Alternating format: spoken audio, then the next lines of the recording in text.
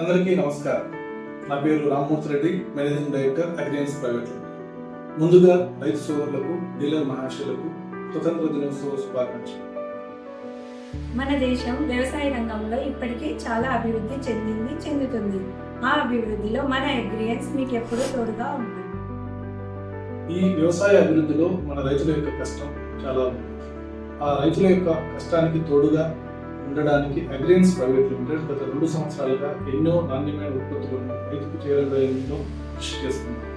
మా అగ్రియన్స్ విజన్ ఒకటి, మంచి నేల కోసం, మంచి పంట కోసం, మంచి రైతన్న జీవితం కోసం.